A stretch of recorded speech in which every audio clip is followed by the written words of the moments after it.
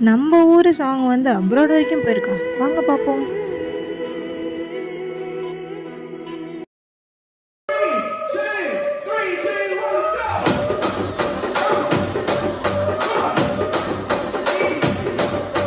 రాజమండ్రి రాగమంజరి మాయమ్మ పేరు తలమనోడు నేను మేస్తిరి కళాకారుల ఫ్యామిలీ మరి నే గజ్జ కడితే నిద్రపోదు నిండు రాత్రి